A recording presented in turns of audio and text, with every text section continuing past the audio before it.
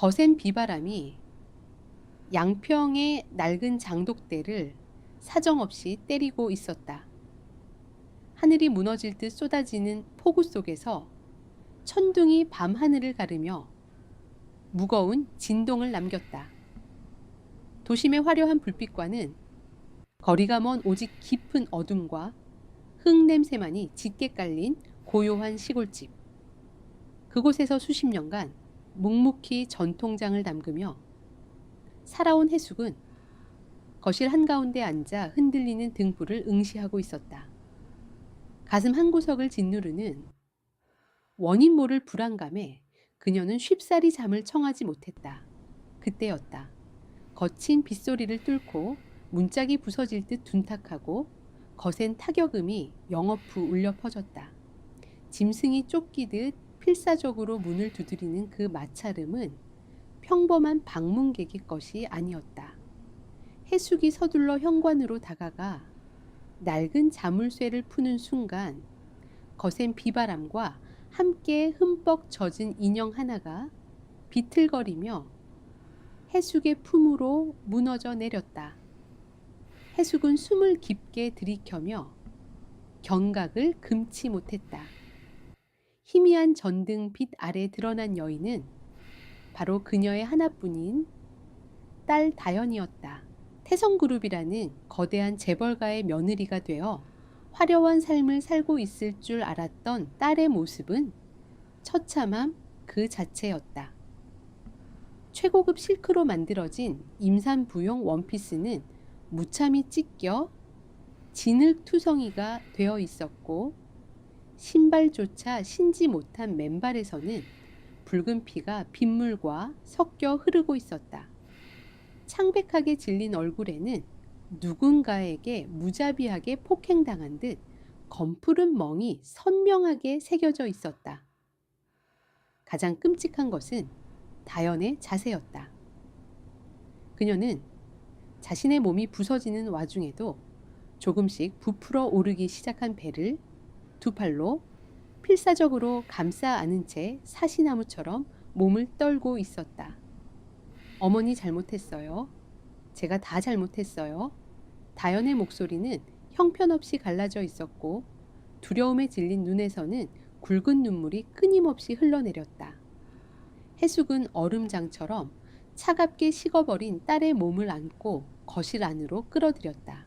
두꺼운 담요로 딸의 어깨를 감싸고 마른 수건으로 젖은 머리카락을 닦아주며 해숙의 머릿속은 새하얗게 탈색되는 동시에 뜨거운 분노가 용암처럼 끓어오르기 시작했다. 다연아, 정신 차려라. 도대체 누가 널 이 지경으로 만들었어? 해숙의 물음에 다연은 고개를 저으며 짐승처럼 울부짖었다. 그녀의 입에서 흘러나온 이야기는 지옥 그 자체였다. 태성그룹의 안주인이자 시어머니 미숙은 처음부터 다연을 인간으로 취급하지 않았다. 저택의 고용인들보다 일찍 일어나 청소와 식사 준비를 도맡아야 했고 국이 조금만 짜도 뜨거운 국물이 다연의 발밑으로 쏟아지기 일쑤였다. 하지만 다연은 남편 민혁의 사랑을 믿으며 그 모든 수모를 견뎠다. 그러나 임신 사실을 알린 순간 다연이 쥐고 있던 마지막 희망의 끈은 잔인하게 끊어졌다. 미숙은 분노로 얼굴을 일그러뜨리며 다연을 바닥으로 내동댕이 쳤다. 어디서 굴러먹다 온 천박한 진흙탕 핏줄이 감히 태성의 고귀한 호적에 오물 같은 씨앗을 심으려 하느냐는 끔찍한 폭언이 쏟아졌다. 더 끔찍한 것은 평소 다연을 지켜주겠다던 남편 민혁의 태도였다. 민혁은 어머니의 서슬퍼런 분노 앞에서 비겁하게 시선을 피하며 그 아이가 자신의 핏줄인지 증명할 수 없으니 당장 지워버리라고 소리쳤다. 민혁 씨가 저를 계단에서 밀어버리겠다고 했어요. 뱃속에 있는 이 잡초 같은 것 자기 발로 밟아 없애버리기 전에 당장 수술실로 끌고 가라고. 다현은 공포에 질려 자신의 배를 더욱 강하게 끌어안았다. 지갑도 핸드폰도 없이 맨몸으로 저택을 빠져나와 빗속을 구르고 넘어지며 도망쳐 온 것이다. 해숙은 묵묵히 일어서서 거실 구석에 놓인 낡은 유선 전화기로 향했다. 당장 경찰과 구급차를 불러 그 악마 같은 인간들을 죗값을 치르게 할 생각이었다. 그러나 다연이 창백한 손을 뻗어 해숙의 치맛자락을 필사적으로 부여잡았다. 경찰은 안 돼요, 어머니. 태성그룹은 경찰청장도 자기 집 개처럼 부리는 사람들이에요. 신고하면 그 사람들이 저와 이 아이를 쥐도 새도 모르게 죽여버릴 거예요. 딸의 눈동자는 거대한 권력 앞에서 철저히 짓밟힌 자의 깊은 절망이 서려 있었다. 그 순간이었다. 다연을 바라보던 해숙의 눈빛에서 다정하고 슬픈 어머니의 온기가 순식간에 증발했다. 그 자리를 채운 것은 수십 년 전 대한민국 지하 경제와 명동의 사채 시장을 피비린내 나게 쥐고 흔들었던 전설적인 데모의 차갑고 예리한 살기였다. 그들은 한 가지 치명적인 착각을 하고 있었다. 냄새나는 시골집에서 장이나 담그는 늙은이라고 얕잡아 본 이 여인이 과거 태성그룹의 종잣돈을 쥐어주며 그들의 목줄을 잡고 있던 진짜 괴물이라는 사실을 말이다. 그때 창밖으로 강렬한 자동차 헤드라이트 불빛이 폭우를 찢으며 거실을 하얗게 비췄다. 무거운 엔진을 단 최고급 세단 3대가 좁은 마당에 흙바닥을 무자비하게 짓밟으며 멈춰 서는 기척이 집안의 공기를 무겁게 짓눌렀다. 놈들이 기어코 사냥감을 쫓아 이곳까지 들이닥친 것이다. 현관문이 거칠게 열리며 날카로운 파열음이 집안을 울렸다. 비바람이 거실로 들이닥치는 것과 동시에 진흙이 잔뜩 묻은 최고급 가죽 구두들이 허락도 없이 장판 위를 짓밟고 들어왔다. 선두에 선 남자는 비싼 이탈리아제 수트가 비에 젖는 것조차 아랑곳하지 않고 얼굴을 붉게 물들인 채 살기를 내뿜고 있는 다연의 남편 민혁이었다. 그 뒤로는 건장한 체구에 검은 양복을 입은 경호원들이 위압적으로 도열했고 누군가 우산을 씌워주는 아래로 화려한 모피 코트를 걸친 시어머니 미숙이 역겨움을 감추지 못하는 표정으로 집안을 둘러보고 있었다. 이런 퀴퀴한 썩은 냄새가 나는 시궁창에서 우리 태성그룹의 핏줄이 머물렀다니 소름이 끼쳐서 견딜 수가 없구나. 미숙은 실크 손수건으로 코를 틀어막으며 마치 전염병 환자들을 보듯 해숙과 다연을 위아래로 훑어보았다. 오만함이 뼛속까지 밴 그녀의 눈동자는 인간에 대한 최소한의 예의조차 존재하지 않았다. 민혁은 곧바로 다연을 발견하고는 거친 발걸음으로 다가가 그녀의 얇은 팔목을 사정없이 낚아챘다. 다연이 고통에 찬 신음을 흘리며 저항했지만 민혁의 소나귀는 무자비했다. 당장 일어나. 뱃속에 들어앉은 그 잡초 같은 것. 오늘 당장 병원으로 끌고 가서 내 손으로 직접 후벼 파서 지워버릴 테니까. 너 같은 진흙탕 출신이 감히 우리 집안의 재산을 노리고 수작을 부려 민혁의 입에서 쏟아지는 폭언은 한때 남편이었던 자의 것이라고는 믿기지 않을 만큼 저열하고 잔인했다. 다연이 두려움에 질려 바닥에 주저앉은 채 완강히 버티자 미숙이 혀를 차며 불쾌감을 드러냈다. 어딜 감히 어른들 앞에서 질척거려. 경호원들 저 천박한 기집애의 머리채를 잡아서라도 차에 쳐넣어라. 저 더러운 장독대 냄새가 내 옷에 배기 전에 당장 끝내. 경호원들이 험악한 기세로 다연에게 다가가려는 찰나 차갑고 묵직한 목소리가 집안의 공기를 얼어붙게 만들었다. 내 집에서 흑발로 들어온 것도 모자라 감히 네 집 귀한 자식에게 함부로 손을 대려 하는가. 해숙이었다. 그녀는 미동조차 하지 않은 채 거실 중앙에 버티고 서 있었다. 공포에 질려 눈물을 흘리거나 살려달라고 애원할 줄 알았던 시골 늙은이의 입에서 너무도 평온하고 압도적인 기백이 흘러나오자 경호원들의 발걸음이 무언가에 홀린 듯 일제히 멈췄다. 미숙은 해숙의 태도에 모욕감을 느낀 듯 날카로운 눈매를 치켜세웠다. 천박한 것들은 어딜 가나 주제를 모르고 입을 함부로 놀리지. 내 어미가 저 모양이니 네가 우리 태성의 호적에 오물을 튀기려는 것도 무리가 아니구나. 당장 저 노인네도 치워버려라.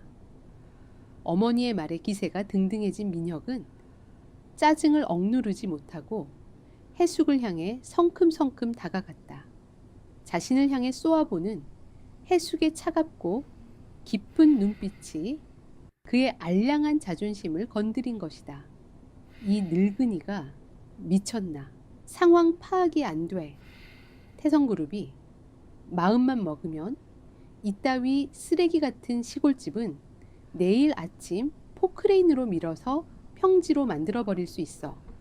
민혁은 분노로 이성을 잃고 늙은 장모의 뺨을 내려치기 위해 오른손을 거칠게 치켜들었다. 남자의 굵은 팔이 허공을 가르며 폭력적인 궤적을 그리는 순간 다연이 비명을 지르며 눈을 질끈 감았다. 하지만 민혁의 손은 해숙의 뺨에 닿지 못했다.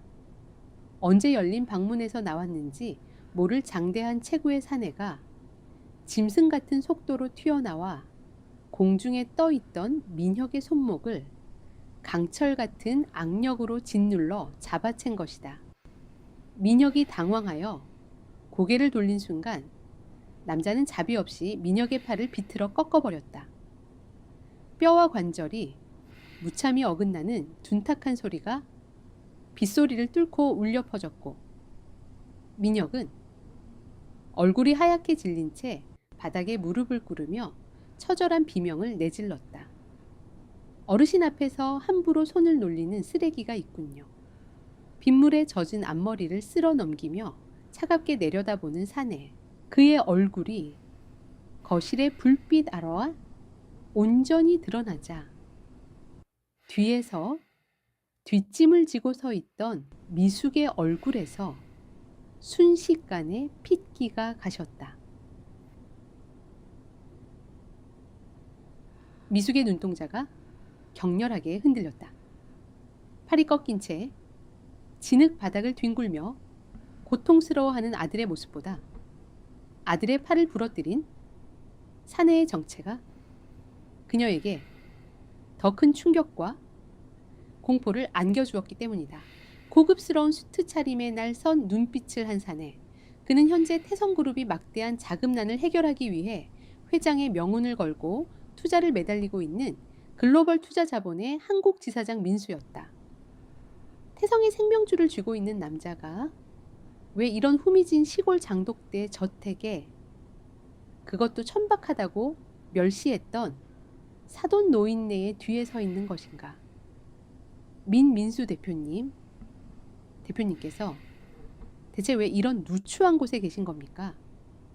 미숙은 당황한 기색을 애써 감추며 입꼬리를 억지로 끌어올렸다. 그녀는 사태를 파악하지 못하고 민수가 무언가 오해를 하여 이 천박한 노인네에게 속아 넘어가고 있다고 단정지었다. 대표님 단단히 오해를 하신 모양입니다. 이 노인네와 저 계집애는 우리 태성그룹의 재산을 노리고 거짓 임신으로 사기를 치려는 질 나쁜 사기꾼들입니다.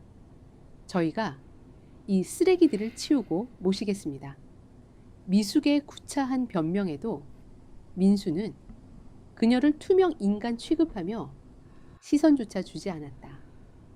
그는 팔을 부여잡고 신음하는 민혁을 구두 앞코로 거칠게 밀어내고는 해숙을 향해 정중하게 허리를 굽혔다. 태성그룹의 안주인조차 굽신거려야 할 권력자가 시골집의 늙은 여인에게 신하처럼 예의를 갖추는 광경은 기괴할 정도로 압도적이었다. 어르신 지시하신 대로 태성그룹에 대한 모든 투자 승인을 전면 철회하고 자금 회수 및 주식 공매도를 방금 시작했습니다. 그 짧고 건조한 보고가 떨어지는 순간 미숙의 핸드폰이 신경질적인 진동을 일으키며 거실의 정적을 깼다. 액정에 떠오른 이름은 남편이자 태성그룹의 총수인 상철이었다. 미숙이 떨리는 손으로 통화 버튼을 누르자마자 수화기 너머로 벼락 같은 고함이 터져나왔다. 당신들 대체 거기서 무슨 짓을 벌인 거야? 민수 대표가 갑자기 수천억의 투자금을 전면 취소하고 우리 주식을 바닥으로 내리꽂고 있잖아. 당장 대표님 무릎에 매달려서라도 마가 스피커폰을 타고 울려 퍼지는 남편의 절망적인 외침에 미숙은 다리가 풀려 그대로 흙바닥에 주저앉았다.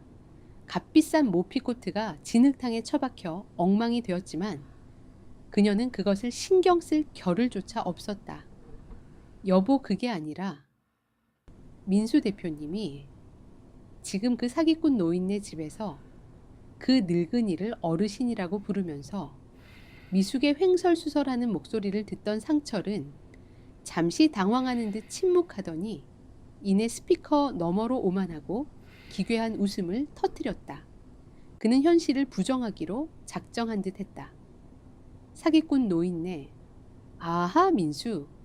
그 젊은 놈이 우리 태성을 집어삼키려고 그깟 시골 늙은이를 바지사장으로 내세워 삼류 연극을 하는 모양이군.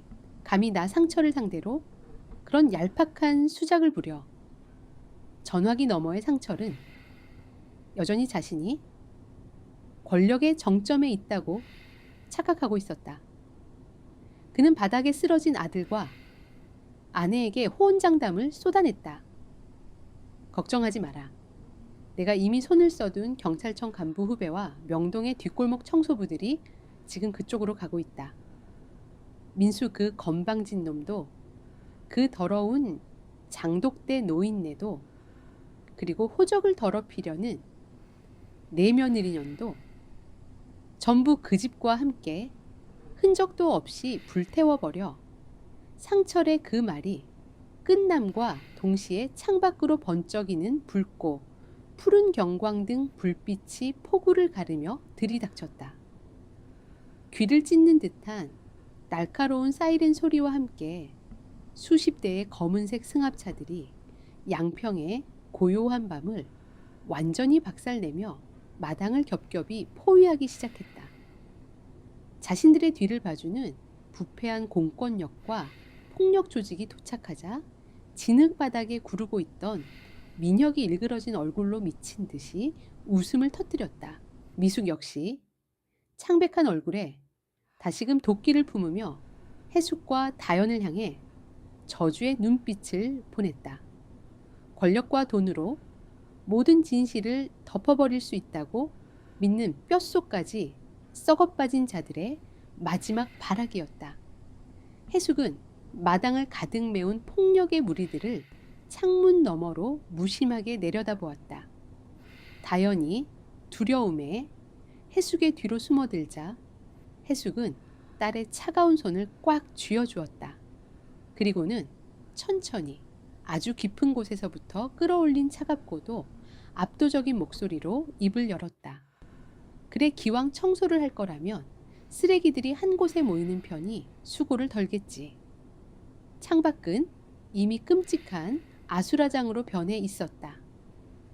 칠흑 같은 밤하늘을 찢어발기는 것엔 빗줄기 사이로 붉고 푸른 경찰차의 경광등 불빛이 섬뜩하게 번쩍였다. 수십 대의 검은색 승합차에서 쏟아져 내린 건장한 체구의 사내들은 손에 쇠파이프와 야구 방망이를 쥔 채 해수기 평생을 바쳐 일궈온 뜰을 짐승처럼 짓밟고 있었다.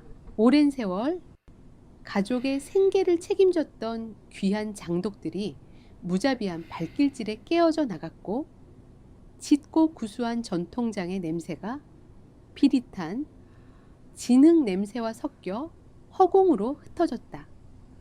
부러진 팔을 부여잡은 채 진흙 바닥을 뒹굴던 민혁은 아버지가 보낸 든든한 뒷배가 마당을 점령하자 고통조차 잊은 듯 기괴하고 비열한 미소를 지어 보였다. 화려한 모피 코트가 엉망이 된 미숙 역시 흙바닥에서 몸을 일으키며 다시금 오만한 안주인의 얼굴을 되찾았다. 그녀의 눈빛에는 도끼가 가득 차올랐다. 보아라. 이것이 바로 내년들이 감히 범접할 수 없는 태성그룹의 진짜 힘이다. 저 건방진 사기꾼 놈들과 시골 늙은이를 당장 끌어내서 빗속에 꾸려앉혀라. 그리고 이 역겨운 장독대 저택은 뼈대 하나 남기지 말고 모조리 불태워버려 미숙의 광기 어린 명령이 떨어지자 무기를 든 사내들이 흉흉한 기세를 뿜어내며 현관으로 다가오기 시작했다. 뒤에서 그들을 비호하는 부패한 경찰들은 팔짱을 낀 채 철저히 모른 척 시선을 돌리고 있었다. 돈과 권력으로 법에 눈마저 가려버린 재벌이라는 이름의 잔혹한 폭력이었다. 어머니 안 돼요. 제가 갈게요. 저 사람들이 원하는 건 저와 이 아이뿐이에요. 제가 따라갈 테니 제발 어머니만은 건드리지 말아달라고 빌게요. 다연은 사시나무처럼 몸을 떨면서도 절망적인 얼굴로 해숙의 앞을 가로막았다. 자신을 희생해서라도 어머니의 목숨을 살리려는 딸의 처절한 몸부림이었다. 미숙과 민혁은 그 비참한 모습을 보며 승리감에 도취된 표정으로 입꼬리를 비틀어 올렸다. 하지만 해숙은 흔들림 없는 단단한 손길로 다연의 어깨를 감싸주며 그녀를 자신의 등 뒤로 숨겼다. 해숙의 얼굴에는 분노도 두려움도 없었다. 오직 잔잔하지만 바닥을 알 수 없는 깊은 심연 같은 서늘함만이 자리하고 있을 뿐이었다. 그녀는 품속에서 오랫동안 사용하지 않아 손때가 묻은 낡은 폴더형 휴대전화를 천천히 꺼내 들었다. 그 구식 전화기를 본 민혁이 조롱 섞인 비아냥을 쏟아냈다. 이제 와서 동네 파출소에 신고라도 또 하시게. 어쩌나 이 지역 경찰서장은 우리 아버지 골프 친구인데 지금 밖에서 널 끌어내려고 기다리는 제복 입은 경찰들이 안 보이나 보지. 해숙은 민혁의 조롱을 허공의 먼지처럼 무시했다. 그녀는 익숙한 손놀림으로 휴대전화의 덮개를 열고 단축 번호를 눌렀다. 신호음이 채 끝나기도 전에 상대방이 전화를 받자 해숙은 폭우 소리를 가라앉힐 만큼 묵직하고 서늘한 목소리로 짧게 속삭였다. 양평 뜰이다. 마당에 냄새나는 오물이 너무 많이 쌓였구나. 당장 쓸어버려라. 전화는 그것으로 끝이었다. 미숙은 코웃음을 치며 경호원들에게 턱짓을 했다. 사내들이 거실 안으로 들이닥쳐 다연의 머리채를 잡으려 손을 뻗는 바로 그 찰나였다. 하늘 전체가 무너져 내리는 듯한 거대한 바람이 폭우를 밀어내며 양평의 밤하늘을 완전히 덮어버렸다. 마당에 서 있던 폭력배들과 경찰들이 당황하며 고개를 들었다. 먹구름을 찍고 내려온 것은 2대의 육중한 대형 수송 헬기였다. 회전 날개가 공기를 짓누르는 것엔 압력과 함께 태양처럼 눈부신 거대한 탐조등 불빛이 진흙탕 마당을 대낮처럼 하얗게 비췄다.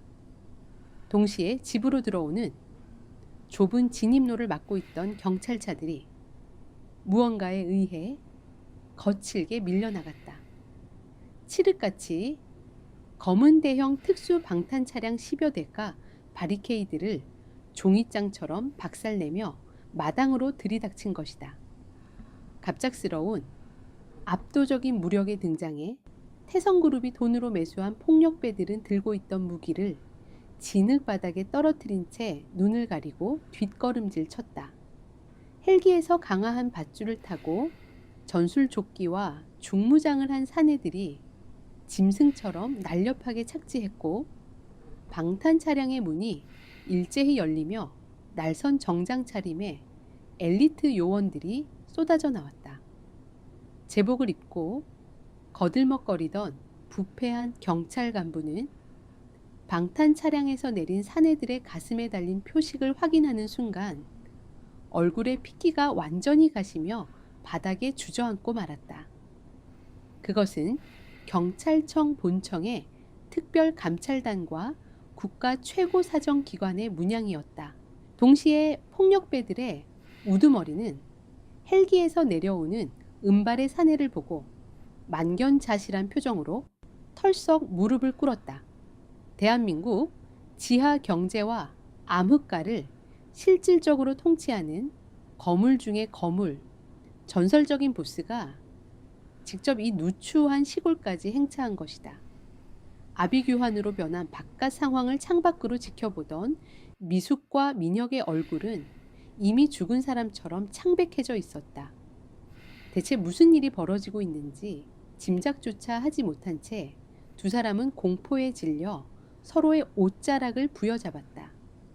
빗물과 진흙이 튀는 것을 전혀 개의치 않고 감찰단장과 암흑가의 보스는 양갈래로 길을 트는 부하들 사이를 걸어 거실 안으로 곧장 들어왔다.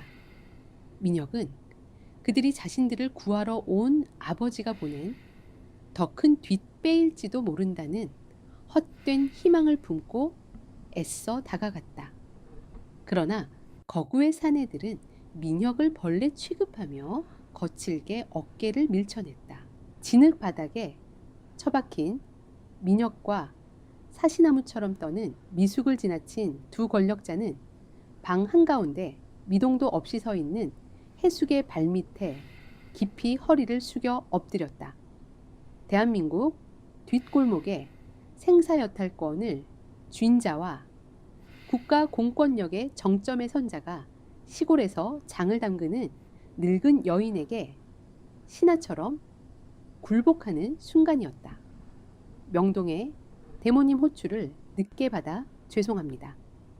감히 어르신의 안식처에 발을 들인 저 천박한 쓰레기들은 즉시 치우겠습니다. 대모. 그 단어가 묵직하게 거실의 공기를 가르고 울려 퍼지는 순간 미숙과 민혁의 뇌리에는 번개가 내리꽂힌 듯한 충격이 번졌다. 대한민국 재계의 거물들이라면 누구나 두려워하며 우러러보는 전설적인 이름. 태성그룹의 창업 자금조차 그분의 손끝에서 나왔다던 뒷골목과 금융가를 지배하는 절대적인 신화가 바로 자신들이 진흙탕 핏줄이라며 짓밟고 멸시했던 저 시골 노인네라는 사실을 깨달은 것이다. 숨조차 쉴 수 없는 거대한 공포가 두 사람의 목을 서서히 조여오기 시작했다. 해숙은 자신의 발밑에 기어다니는 미숙과 민혁을 마치 도마 위에 생선을 보듯 차갑고 잔혹한 시선으로 내려다보고 있었다. 방역의 시간이 도래했다. 마당을 점령했던 폭력배들과 부패한 경찰들은 이제 덫에 걸린 쥐 신세로 전락해 있었다. 거친 비바람 속에서도 감찰단 요원들의 움직임은 군더더기 없이 일사불란했다. 차가운 금속 수갑이 제복 입은 자들의 손목을, 옥죄는 서늘한 마찰음이 연이어 울려 퍼졌다. 태성그룹이라는 거대한 권력의 우산 아래서 법을 우롱하던 자들이 권력의 진짜 주인을 마주하고는 저항할 엄두조차 내지 못한 채 고개를 숙였다. 거실 안의 공기는 바깥의 폭풍우보다도 무겁고 서늘하게 가라앉아 있었다. 해숙은 여전히 미동조차 없는 단단한 자세로 서서 발밑에 엎드린 이들을 내려다보았다. 감찰단장과 암흑가의 보스가 물러나며 공간을 내어주자 해숙의 시선은 사시나무처럼 몸을 떨고 있는 미숙과 민혁에게로 향했다. 미숙의 눈동자는 이미 초점을 잃고 격렬하게 흔들리고 있었다. 평생을 발밑에 두고 짓밟아도 되는 하찮은 시골 노인네라 여겼던 자가 사실은 자신들이 우러러보던 재벌이라는 거대한 제국의 목줄을 쥐고 있는 진짜 주인이었다. 그 참혹한 진실은 그녀가 평생을 바쳐 쌓아 올린 오만한 세계관을 뿌리째 흔들어 놓고 있었다. 진흙탕 핏줄이라 했느냐. 해숙의 입술 사이로 흘러나온 목소리는 결코 크지 않았으나 방 안에 모든 공기를 베어낼 듯 날카로웠다. 내년이 그토록 자랑하던 태성그룹의 고귀한 핏줄과 그 화려한 성벽이 누구의 돈과 누구의 피로 쌓아 올려진 것인지 정녕 모른단 말이냐. 30년 전 내 남편 상철이 길바닥에 나앉아 개처럼 목숨을 구걸할 때 그에게 썩은 동아줄이라도 쥐어주며 태성이라는 이름을 세우게 해준 것이 바로 나다. 내년이 입고 있는 그 값비싼 모피도 밟고 서 있는 그 거만한 구두굽도 전부 내 발밑에서 주워 먹은 부스러기에 불과해. 해숙의 말이 비수가 되어 심장을 난도질하자 미숙은 현실을 부정하려는 듯 두 손으로 귀를 틀어막으며 절규에 가까운 목소리를 토해냈다. 거짓말이야. 그럴 리가 없어. 나는 태성의 안주인이야. 뼈대 있는 가문의 사모님이라고. 너 같은 냄새나는 늙은이가 감히 우리 태성을 입에 올려 네가 아무리 뒷골목 깡패들을 돈으로 매수해서 연극을 한들 우리 태성그룹은 대한민국 경제를 쥐고 흔드는 기업이야. 미숙의 광기 어린 발악을 지켜보던 민수 대표가 차가운 미소를 지으며 자신의 태블릿 화면을 그녀의 눈앞으로 들이밀었다. 화면 속에는 붉은색 화살표가 수직으로 곤두박질치는 태성그룹의 실시간 주가 차트와 함께 외국계 자본의 전면 철수 및 어음 부도 처리가 확정되었다는 속보가 선명하게 떠올라 있었다. 사모님 연극은 끝났습니다. 회장님이 필사적으로 막으려 했던 부도 처리가 방금 대모님의 지시로 집행되었습니다. 태성그룹은 내일 아침 해가 뜨기도 전에 완전히 파산할 것이고 당신들이 소유한 모든 저택과 자산은 휴지 조각이 되어 압류될 것입니다. 민수의 선고가 뇌리를 강타하자 부러진 팔을 안고 신음하던 민혁의 얼굴이 죽은 사람처럼 하얗게 질렸다. 민혁은 바닥을 기어 다연의 발끝에 매달리려 했다. 방금 전까지 아내와 뱃속의 아이를 죽이겠다며 폭언을 쏟아내던 비열한 입술이 이제는 살려달라며 덜덜 떨리고 있었다. 그러나 다현은 혐오스러운 벌레를 보듯 한 걸음 물러서며 남편의 더러운 손길을 피했다. 그때 마당 밖에서 또 다른 헤드라이트 불빛이 포구를 찢으며 진입로를 밝혔다. 이전의 차량들과는 비교조차 할 수 없을 만큼 압도적인 존재감을 뿜어내는 수공업 최고급 세단이었다. 차량이 멈춰 서고 정장을 입은 경호원들이 재빠르게 우산을 펼쳐 들었다. 육중한 차량의 뒷문이 열리며 화려하다고 기품 있는 전통 한복에 검은 두루마기를 걸친 노부인이 부축을 받으며 모습을 드러냈다. 태성그룹의 실질적인 대주주이자 가문에 절대적인 권력을 쥐고 있는 상철의 어머니 명자였다. 미숙은 지옥에서 구원자를 만난 듯 두 눈에 희번득한 광기를 띄었다. 그녀는 진흙탕을 기어나가듯 허겁지겁 현관으로 달려가 명자의 발치에 엎드렸다. 어머니 시어머니, 제발 저희 좀 살려주십시오. 저 미친 사기꾼 노인네가 감히 우리 태성그룹을 무너뜨리려 하고 있습니다. 어머니의 권력으로 저 천박한 것들을 당장 감옥에 쳐넣어 주십시오. 미숙은 명자의 치맛자락에 매달리며 찢어지는 목소리로 애원했다. 민영 역시 할머니를 부르며 눈물 콧물을 쏟아냈다. 그들은 태성의 진정한 어른인 명자가 이 상황을 단숨에 정리하고 자신들을 구원해 줄 것이라 굳게 믿고 있었다. 명자는 매달리는 며느리를 내려다 보았다.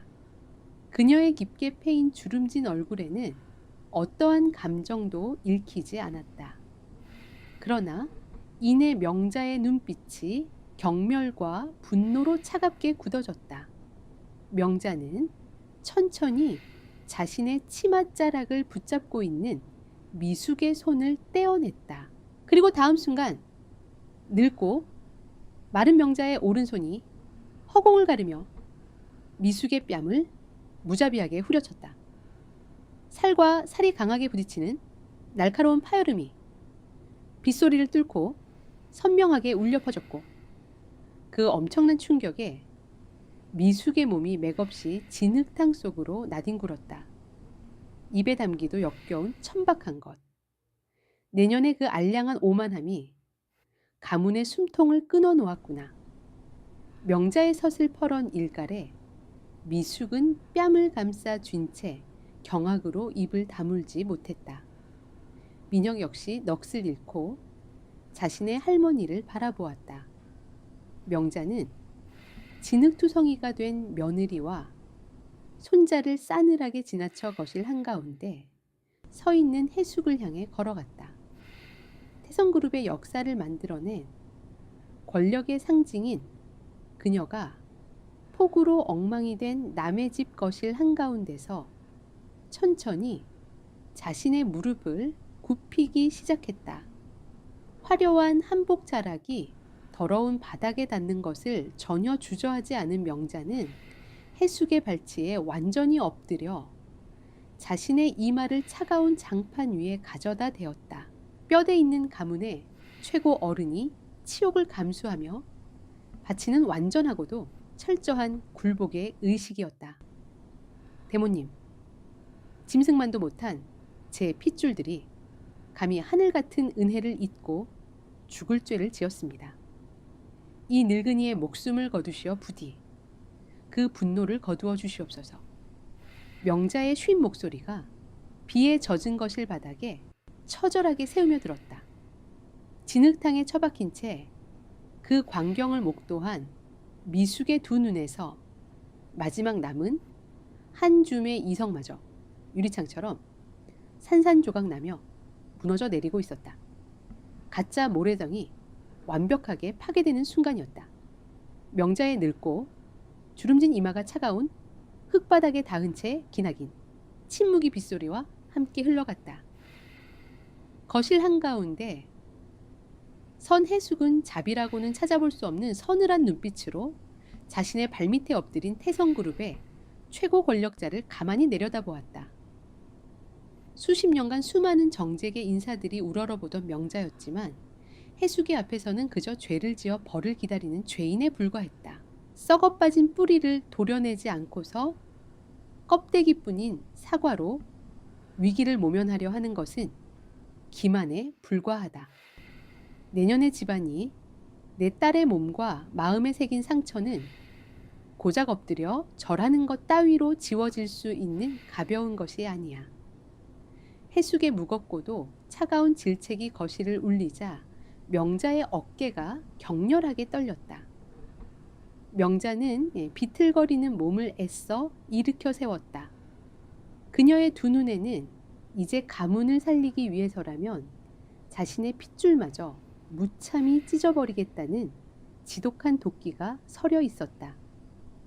명자는 진흙탕 속에 넋을 잃고 주저앉아 있는 며느리 미숙과 손자 민혁을 향해 천천히 고개를 돌렸다.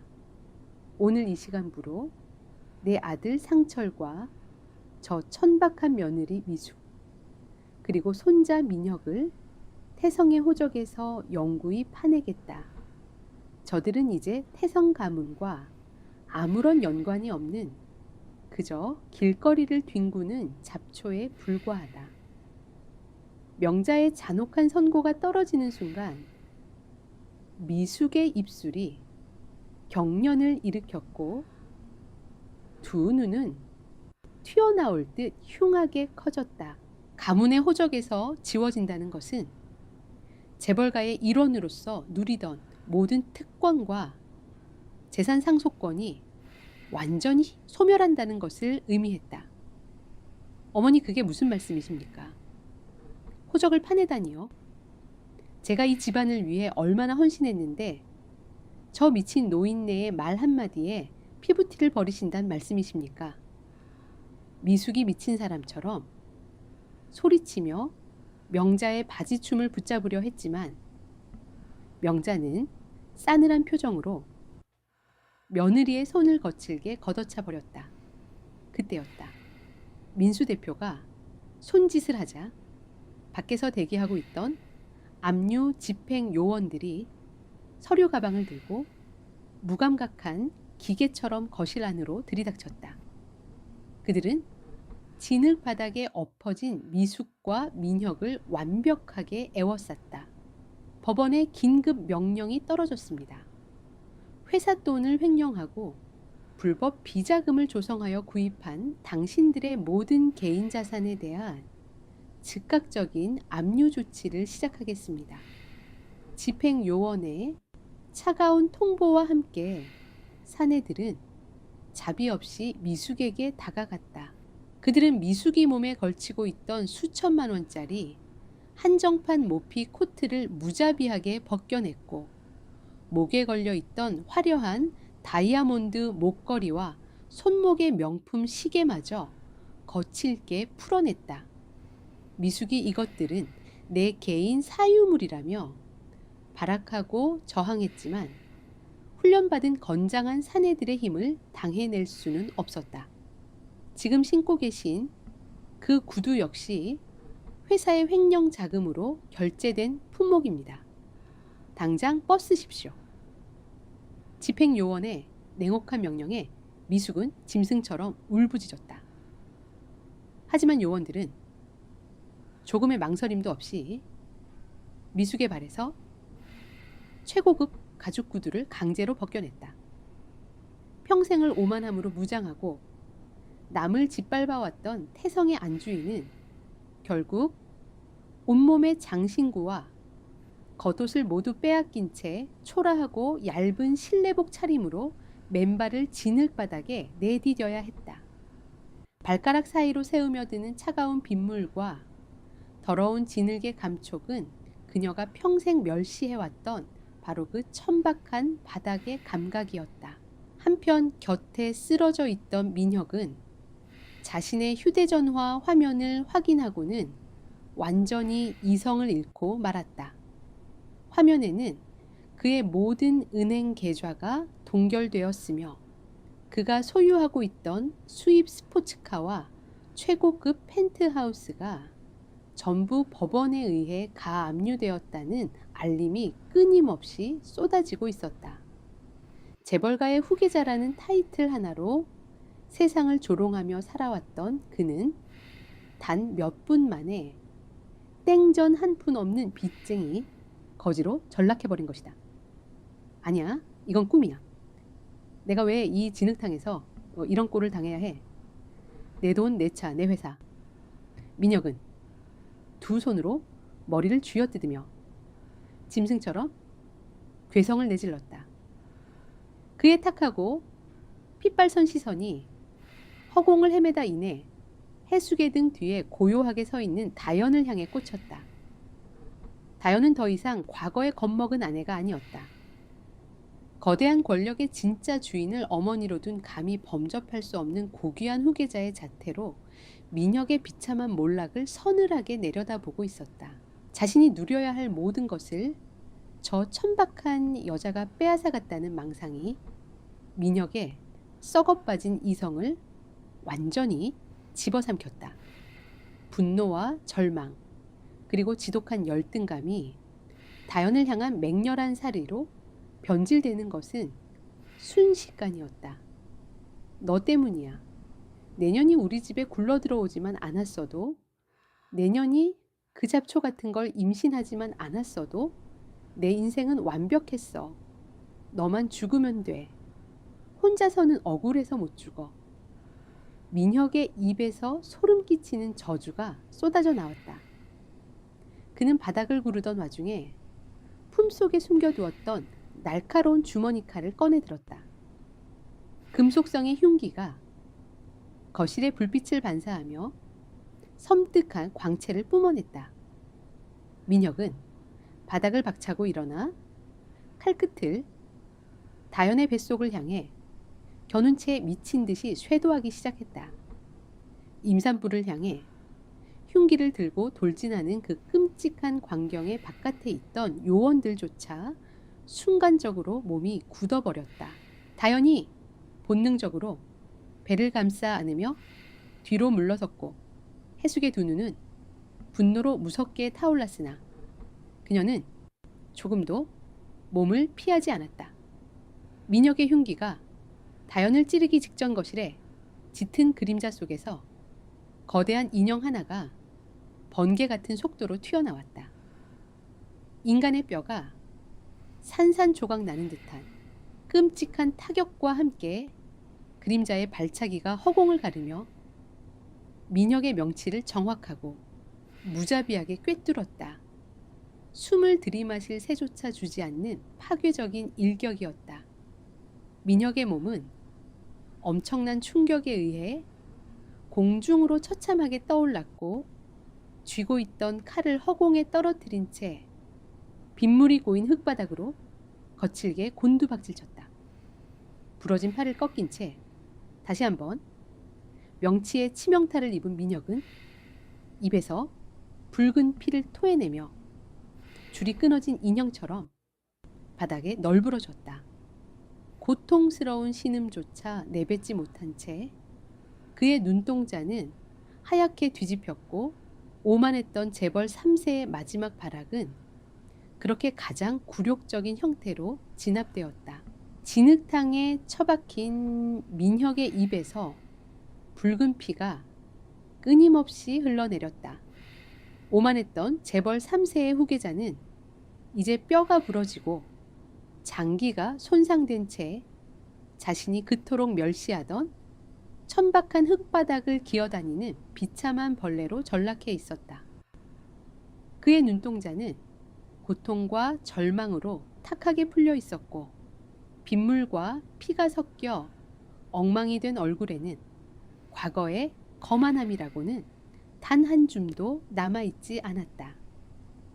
그 처참한 몰락을 눈앞에서 지켜본 미숙의 이성은 마침내 완전히 끊어지고 말았다.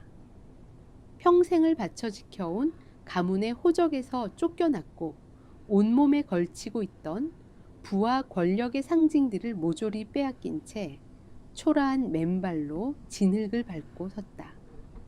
그리고 자신의 전부이자 유일한 희망이었던 아들마저 처참하게 짓밟혀 목숨만 간신히 부지하고 있는 상황이었다.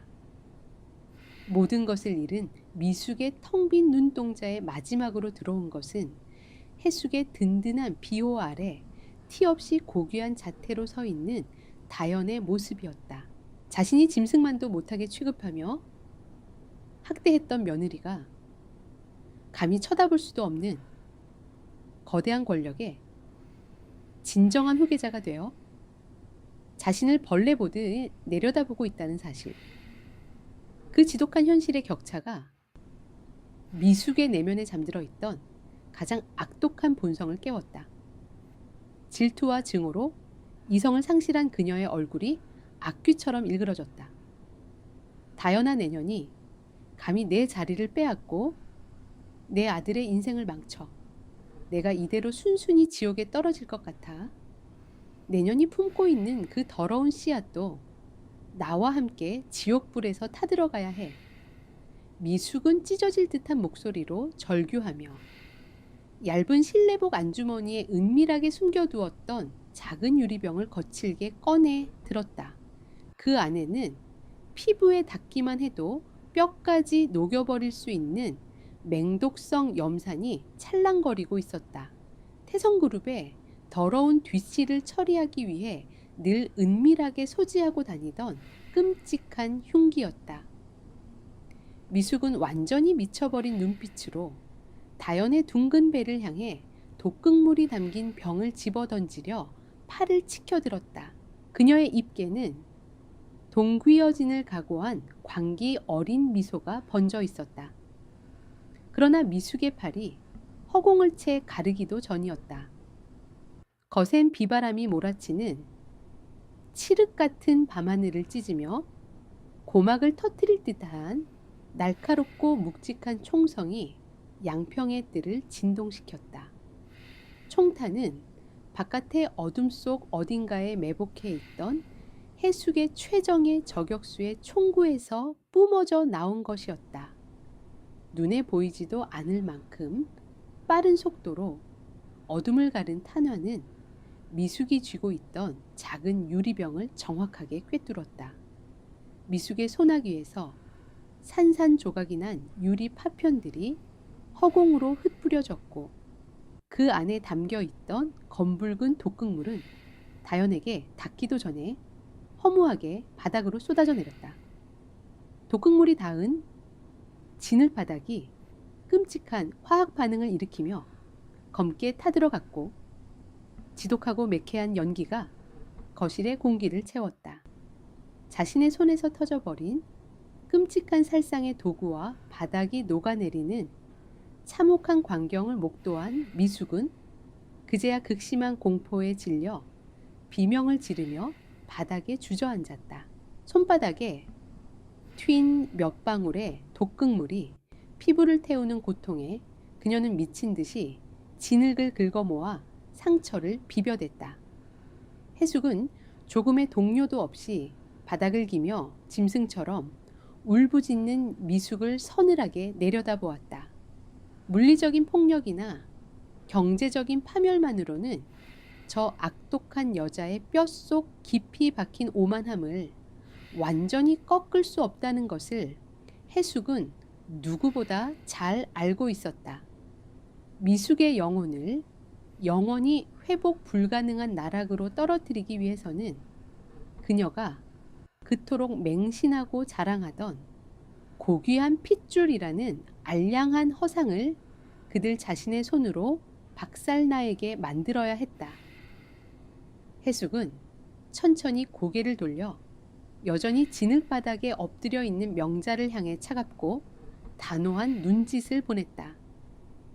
그 무언의 명령을 읽어낸 명자의 얼굴에 지독한 경멸과 혐오가 스쳐 지나갔다. 명자는 품속에서 오랫동안 봉인해 두었던 낡고 구겨진 서류 봉투 하나를 꺼내 들었다.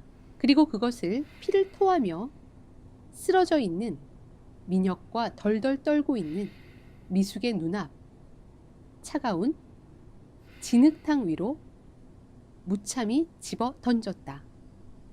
내년이 평생을 우려먹으며 내 아들 상철의 눈을 가리고 가문을 기만해온 그 더러운 핏줄의 증거다. 태성의 피가 단 한 방울도 섞이지 않은 그 잡초 같은 실체를 네 아들의 두 눈으로 직접 확인하게 하라. 명자의 서슬퍼런 성고가 떨어지자 미숙의 입술이 파랗게 질리며 숨을 헐떡였다. 그녀는 미친 듯이 고개를 저으며 서류봉투를 숨기려 진흙투성이에 손을 뻗었다. 하지만 고통 속에 의식을 잃어가던 민혁이 그녀보다 한 발 빨랐다. 할머니의 입에서 나온 충격적인 단어들에 본능적으로 불길함을 느낀 민혁은 떨리는 피투성이의 손으로 진흙에 젖은 봉투를 움켜쥐었다. 그리고 거친 숨을 내쉬며 봉투 안에 든 종이를 끄집어냈다.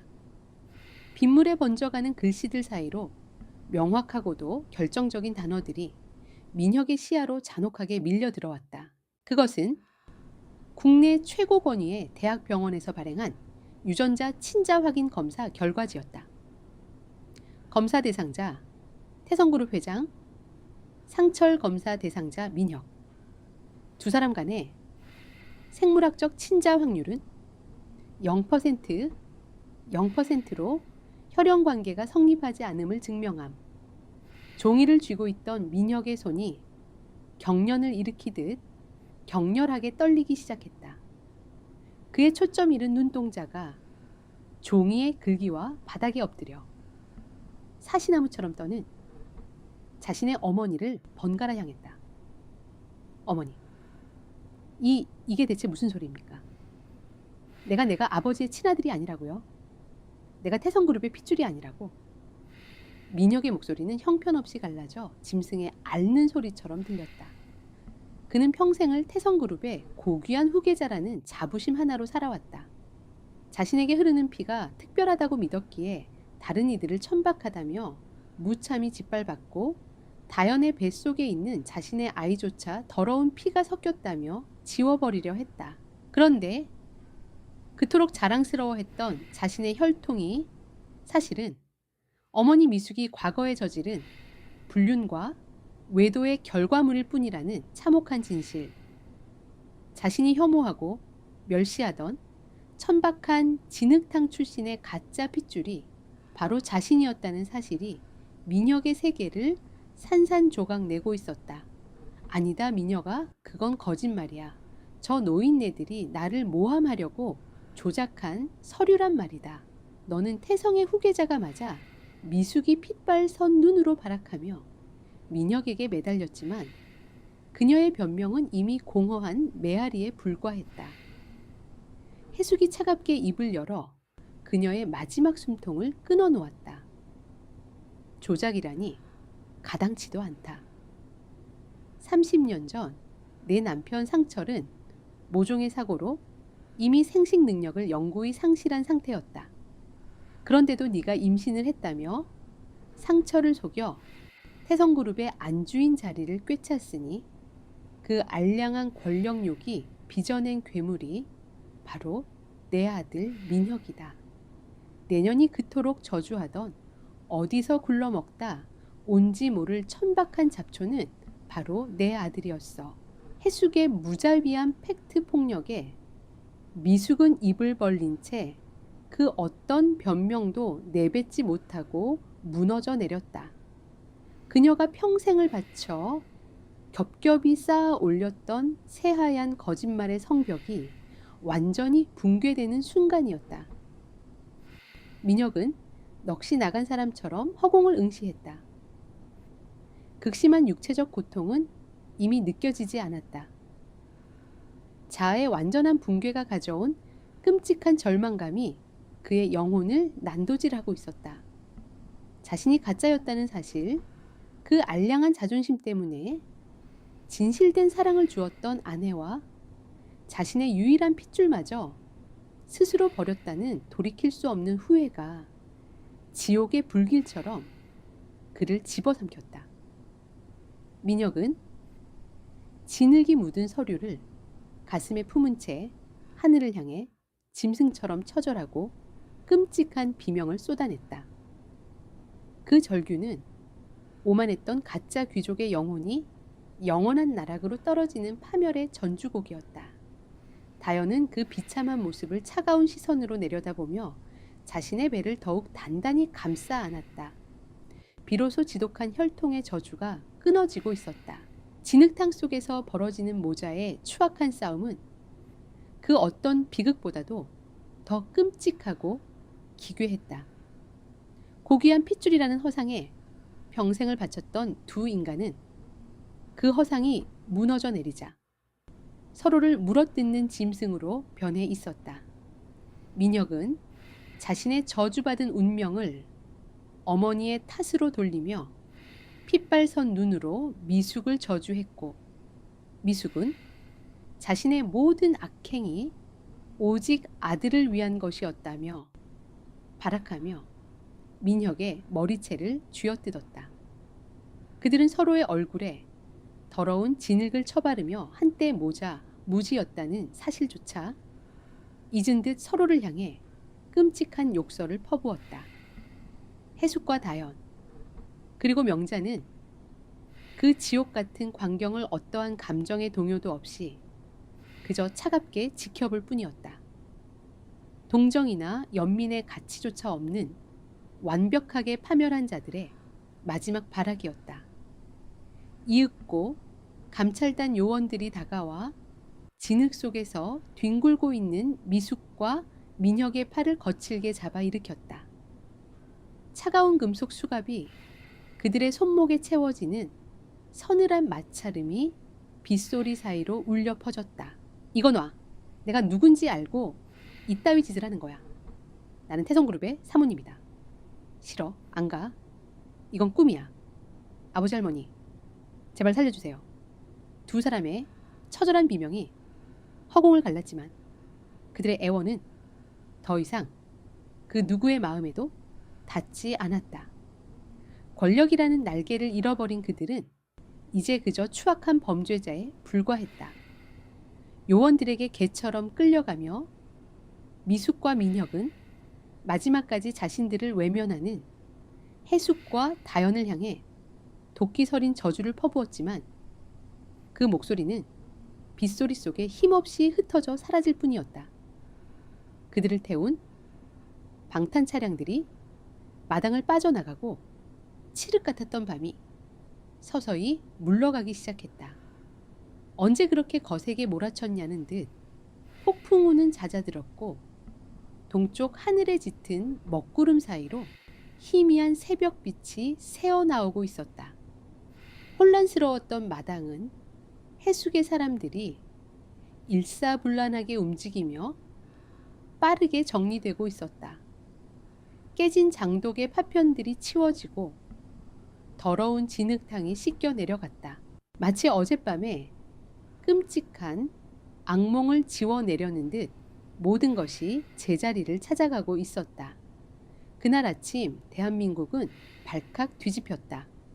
태성그룹 창립 30년 만에 하루아침에 공중분해, 총수 일가, 수조 원대, 분식회계 및 불법 비자금 혐의로 정역 구속. 텔레비전과 인터넷 포털 사이트의 메인 화면은 온통 태성그룹의 몰락을 알리는 속보로 도배되었다. 재계 순위 상위권을 굳건히 지키던 거대 기업이 하룻밤 사이에 무너져 내린 전대미문의 사건에 온 나라가 떠들썩했다. 사람들은 몰락의 원인을 추측하며 온갖 소문을 쏟아냈지만 그 거대한 제국을 무너뜨린 것이 양평의 작은 장독대에서 시작된 한 어머니의 분노였다는 사실은 아무도 알지 못했다. 해숙은 뜰이 내려다 보이는 툇마루에 앉아 조용히 아침 신문을 넘기고 있었다. 다연은 어머니의 곁에 앉아 따뜻한 찻잔을 그녀의 손에 쥐어주었다. 그녀의 얼굴에는 더 이상 과거의 두려움이나 슬픔의 흔적이 남아있지 않았다. 오직 폭풍우가 지나간 뒤에 고요하고 단단한 평온함만이 깃들어 있었다. 어머니, 이제 모든 게 끝난 건가요? 다연의 물음에 해숙은 신문에서 눈을 떼지 않은 채 나지막이 대답했다. 아니, 아직 가장 큰 뿌리가 뽑히지 않았다. 썩어빠진 가지와 잎사귀를 쳐내는 것은 시작에 불과해. 그때였다. 민수 대표가 다급한 표정으로 다가와 해숙에게 자신의 휴대전화를 건넸다. 서울중앙지검 특수부에서 온 긴급 연락이었다. 해숙이 전화를 받자 수화기 너머로 무겁게 가라앉은 검사의 목소리가 들려왔다. 검찰에 체포되어 조사를 받던 태성그룹 회장 상철이 갑자기 모든 혐의를 부인하며 해숙과의 독대를 요구하고 있다는 것이었다. 그는 자신의 형량을 대폭 줄여줄 수 있는 아무도 모르는 결정적인 비밀을 쥐고 있다며 검찰을 상대로 위험한 거래를 제안해왔다고 했다. 그리고 그 비밀은 오직 해숙의 면전에서만 밝히겠다고 버티고 있었다. 해숙은 수화기를 내려놓고 천천히 자리에서 일어났다. 그녀의 눈빛은 새벽의 서리처럼 차갑고도 예리하게 빛나고 있었다. 서울로 가야겠다. 내 손으로 직접 그 뱀 같은 놈의 마지막 숨통을 끊어 놓아야겠어. 차가운 유리벽 하나를 사이에 두고 해숙은 죄수복 차림에 상철과 마주 앉았다. 모든 것을 잃고 검찰에 구속된 신세였지만 상철의 얼굴에는 뜻밖에도 초조함이나 절망의 기색이 보이지 않았다. 오히려 그는 자신의 손에 마지막 역전의 카드가 남아있다고 굳게 믿는 듯 여유롭고 오만한 미소까지 띠고 있었다. 오랜만이군 해숙. 아니 지금은 명동의 대모님이라고 불러드려야 하나. 당신의 그 서슬퍼런 분노 덕분에 내가 이 꼴이 되었지만 아직 게임은 끝나지 않았어. 상철은 마치 자신이 여전히 상황을 주도하고 있는 것처럼 거만한 태도로 해숙을 도발했다. 해숙은 어떠한 대꾸도 없이 그저 뱀을 관찰하듯 차가운 눈으로 상철을 응시할 뿐이었다. 해숙의 그 깊이를 알 수 없는 침묵이 상철의 심기를 건드렸다. 내게 당신의 형량을 줄여줄 만한 비밀이 있다고 어디 한번 말해보아라. 내 놈의 그 더러운 입에서 나올 소리가 무엇인지 드러나보자. 해숙이 나지막이 입을 열자 상철은 기다렸다는 듯 의자 깊숙이 등을 기대며 비열한 미소를 지었다. 그는 해숙의 가장 아픈 상처를 후벼파면 이 상황을 뒤집을 수 있을 것이라 확신하고 있었다. 당신 남편 생각은 안 나나? 30년 전에 실종되어 시체도 찾지 못했다는 그 불쌍한 천재 기술자 말이야. 상철의 입에서 남편의 이름이 나오자 해지기까지 미동도 없던 해숙의 눈썹이 아주 미세하게 꿈틀거렸다. 상철은 그 작은 변화를 놓치지 않고 승기를 잡았다는 듯 더욱 잔혹한 목소리로 말을 이었다. 당신은 늘 나를 의심했겠지. 내가 당신 남편의 기술을 훔치고 그를 죽였다고. 반은 맞고 반은 틀려. 내가 그의 기술을 훔친 것은 맞지만 죽이지는 않았어. 아니 정확히는 죽이지 못했지. 상철은 해숙의 반응을 즐기며 천천히 몸을 앞으로 숙였다. 그의 두 눈이 뱀처럼 번뜩이며 해숙의 심장을 꿰뚫을 듯한 잔인한 미소를 지었다. 그는 이 한마디가 해숙의 모든 것을 무너뜨릴 것이라 믿어 의심치 않았다. 정말로 당신 남편 동수가 30년 전에 죽었다고 생각하나 그는 아직 살아있어. 당신이 상상조차 할 수 없는 지옥 같은 곳에서 숨만 붙은 채로 상철의 입에서 터져나온 충격적인 폭로는 차갑고 밀폐된 특별 면회실의 공기를 얼어붙게 만들었다. 그는 해숙이 남편의 생존 소식에 이성을 잃고 흔들릴 것이라 굳게 믿었다. 자신의 죄를 덮고 감옥에서 풀려날 수 있는 유일한 동아줄은 바로 해숙의 그 약점을 쥐고 흔드는 것이었다. 상철의 비열한 눈동자가 승리감에 도취되어 해숙의 얼굴을 샅샅이 훑었다.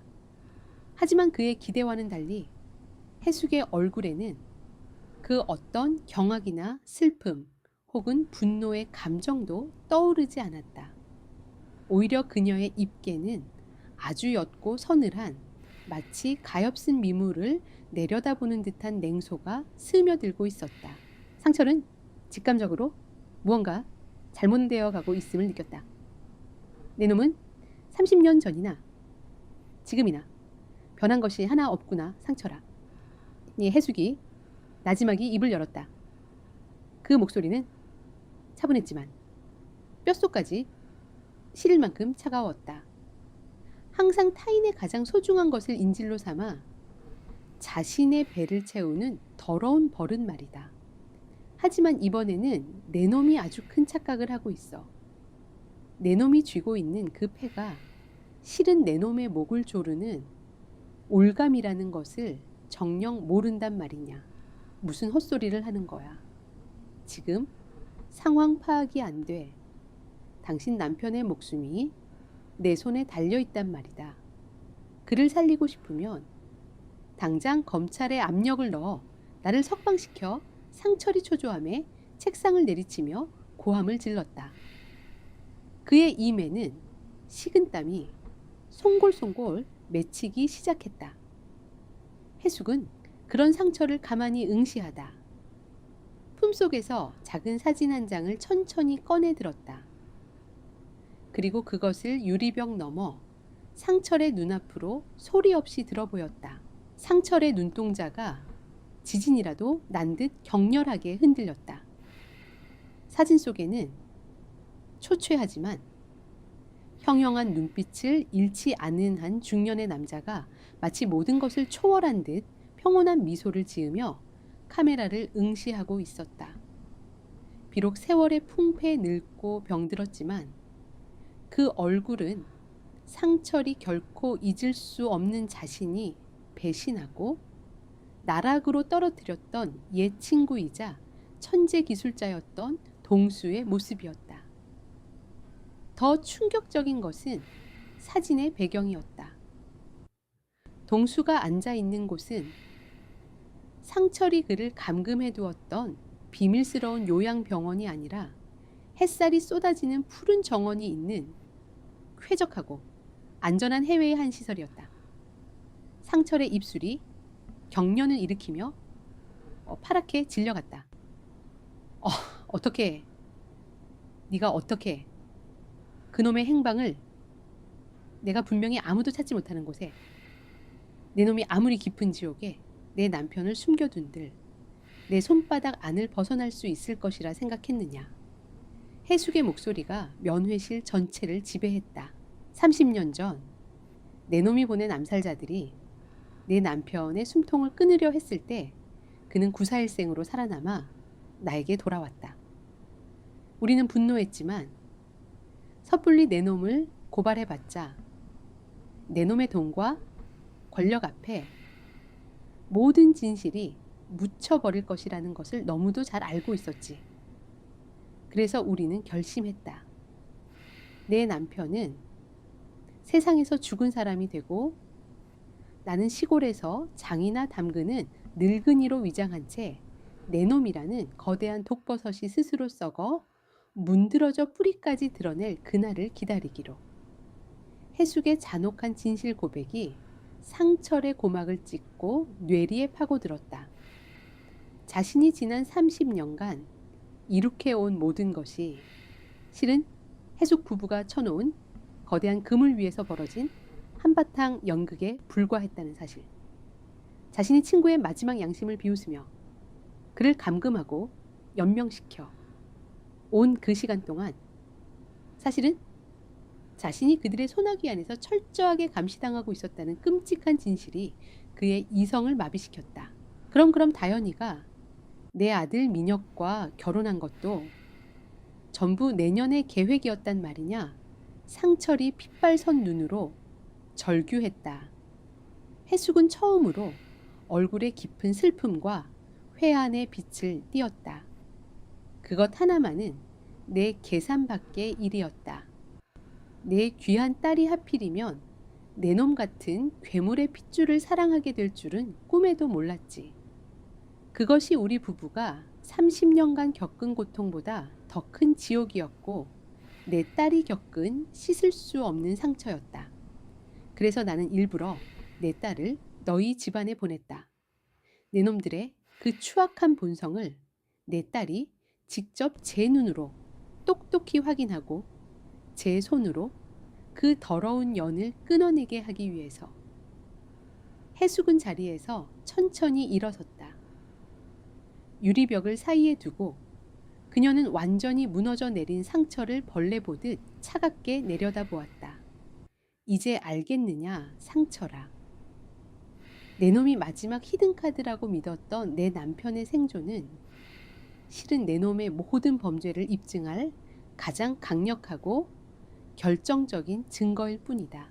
내 남편은 지난 30년간 내 놈이 저지른 모든 분식회계와 횡령, 그리고 정관계 로비의 증거들을 차곡차곡 모아왔지. 이제 그 모든 것이 검찰의 손에 넘어갔다. 해숙의 말이 끝나기가 무섭게 특별면회실에 육중한 철문이 열렸다. 안으로 들어온 것은 서울중앙지검 특수부 부장검사와 수사관들이었다. 그들의 손에는 방금 전 본청에서 발부된 따끈따끈한 추가 구속 영장이 들려 있었다. 태성그룹 회장 상철, 당신을 살인교사 미수 및 증거, 인멸교사 범죄 수익 은닉 혐의로 추가 체포한다. 당신은 변호사를 선임할 수 있으며 모든 질문에 묵비권을 행사할. 검사의 차가운 목소리가 상철의 귓가를 맴돌았지만 그는 더 이상 아무것도 들을 수 없었다. 그의 눈에는 오직 해숙의 서늘한 눈빛만이 가득 차 있었다. 자신이 평생을 바쳐 이룩한 거대한 성이 사실은 자신이 멸시하던 자들이 파놓은 거대한 함정이었다는 사실을 깨달은 죄인의 얼굴에는 깊고도 끔찍한 절망만이 남아 있었다. 수사관들에게 양팔을 붙들려 끌려나가면서도 상철은 넋이 나간 사람처럼 허공에 대고 중얼거렸다. 30년? 내가 30년 동안 당신들의 손바닥 위에서 놀아났단 말인가. 상철이 끌려나간 면회실에 다시 정적이 찾아왔다. 해숙은 조용히 몸을 돌려 문 밖으로 나섰다. 복되는 민수 대표가 초조한 얼굴로 그녀를 기다리고 있었다. 민수는 해숙에게 다가와 정중하게 허리를 숙이며 보고했다. 대모님, 방금 전 동수 선생님께서 직접 녹화하신 증언 영상과 30년간 모아두신 모든 비자금 증거 자료 원본이 검찰 특수부에 모두 접수되었습니다. 상철 회장은 이제 그 어떤 사법 거래도 불가능할 것입니다. 완벽한 외통수입니다. 해숙은 고개를 끄덕였다. 그녀의 시선은 검찰청의 높고 차가운 천장을 지나 더 먼 곳을 향하고 있었다. 그녀의 머릿속에는 아직 끝나지 않은 마지막 복수가 남아 있었다.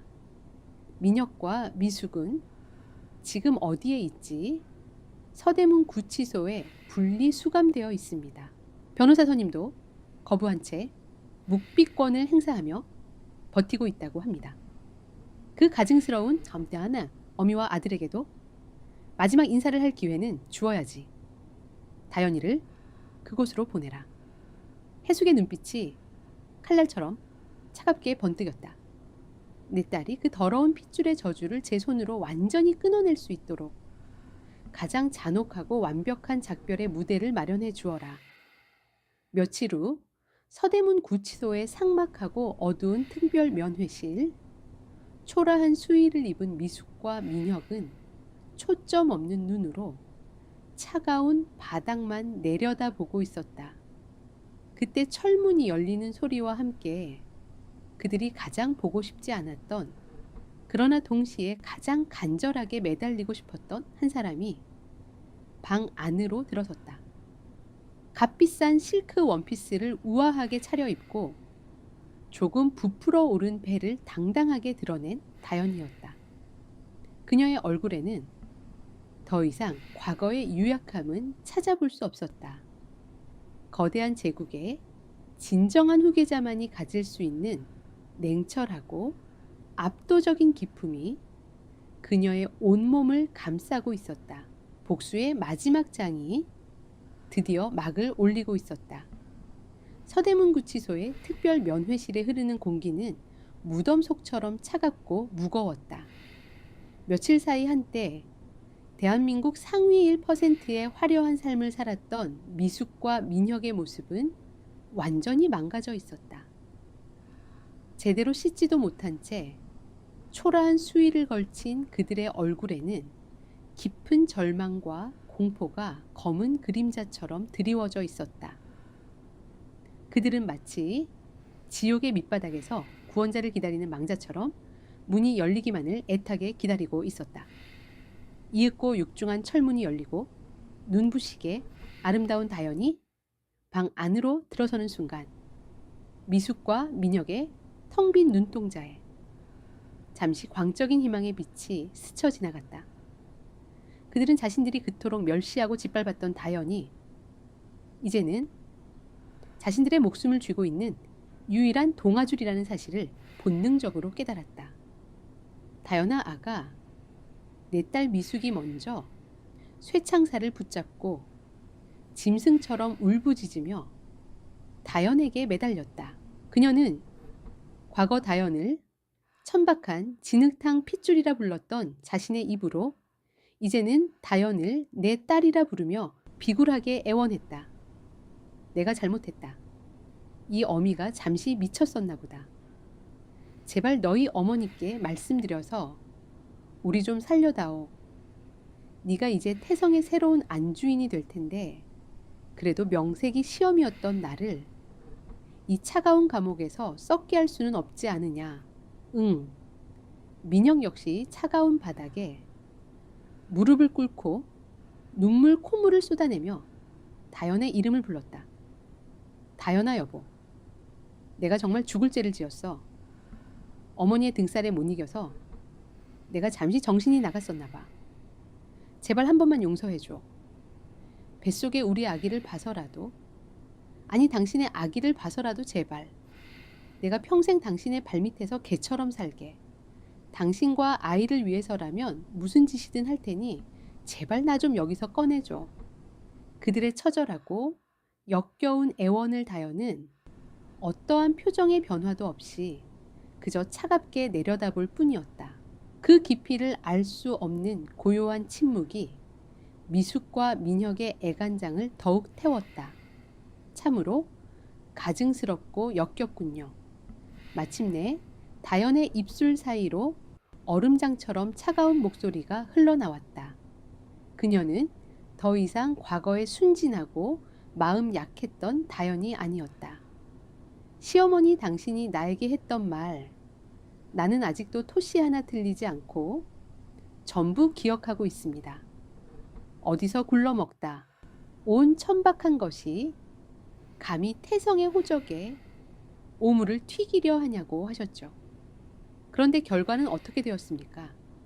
진짜 태성의 핏줄을 더럽힌 오물은 당신들이었고 당신들이 그토록 멸시했던 제 뱃속의 이 아이는 당신들이 훔쳐낸 모든 기술과 부의 진정한 주인이자 제 아버지의 피를 이은 유일한 상속자입니다.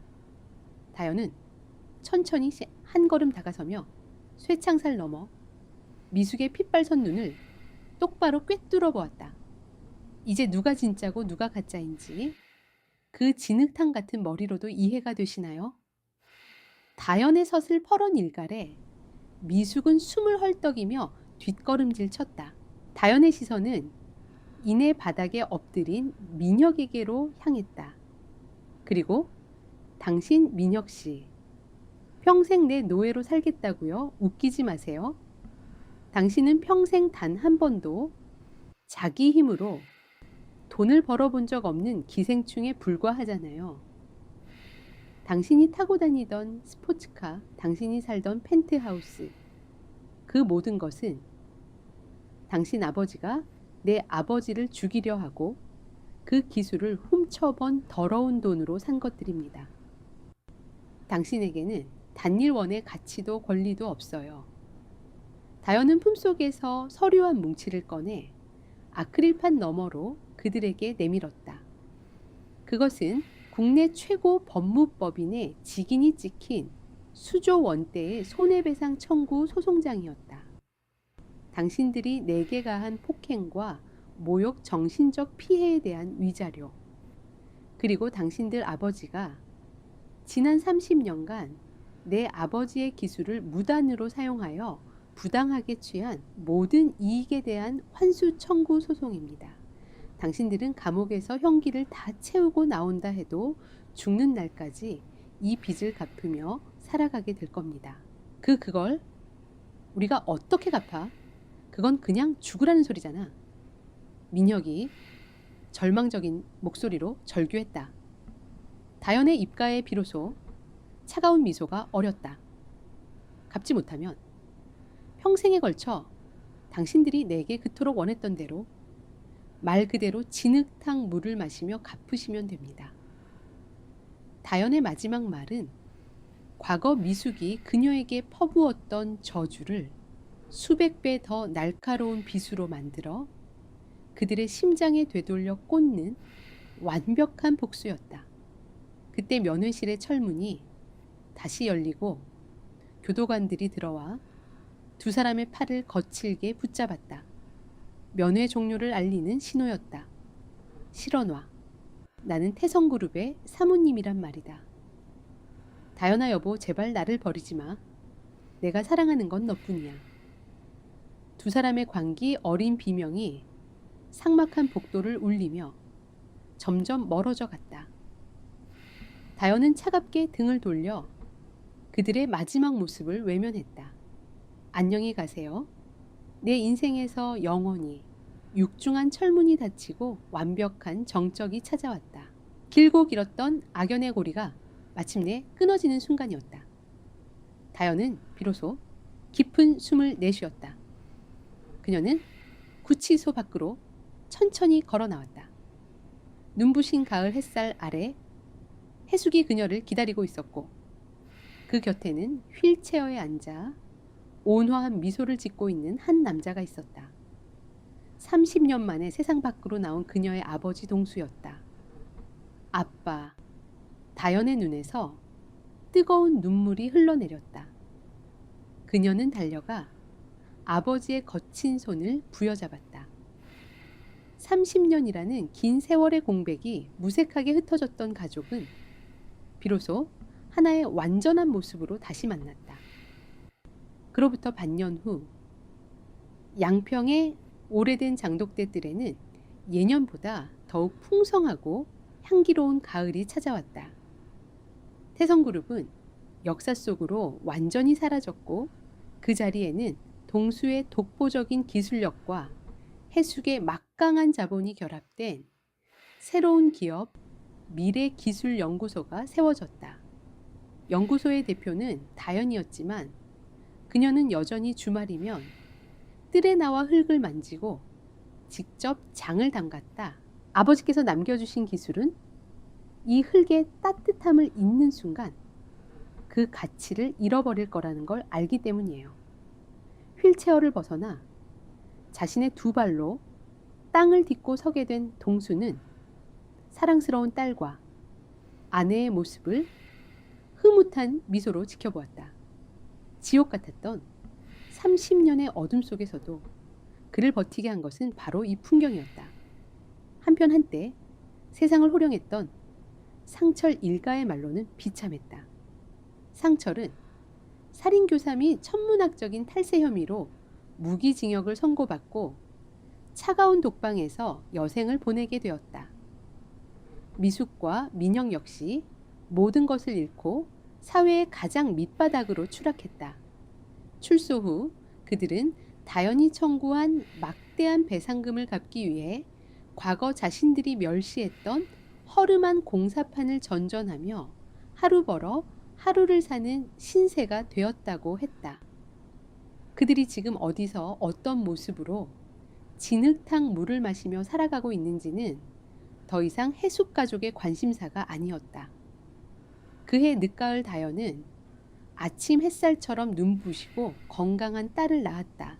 아기의 우렁찬 울음소리가 양평에 가을 들녘의 희망처럼 울려 퍼졌다. 아이의 이름은 햇살이라고 지었어요. 아버지와 어머니께서 지켜주신 이 따뜻한 햇살이 평생 이 아이의 앞길을 비춰주기를 바라는 마음에서요. 해숙은 갓 태어난 손녀를 품에 안고 눈물을 글썽이며 미소 지었다. 폭풍우가 몰아치던 그 끔찍했던 밤, 그녀는 딸을 지키기 위해 침묵 속에서 복수를 결심했다. 그 복수는 누군가를 증오하고 파멸시키기 위함이 아니었다. 바로 이 눈부신 가을 햇살과 사랑하는 가족의 웃음소리를 되찾기 위한 처절한 싸움이었다. 해숙의 뜰에 다시 찾아온 평화로운 저녁. 붉게 물든 노을을 배경으로 세 사람의 웃음소리가 황금빛으로 익어가는 사과나무 사이로 따스하게 퍼져나가고 있었다. 고난의 겨울을 이겨내고 마침내 피어난 눈부시게 아름다운 가을이었다.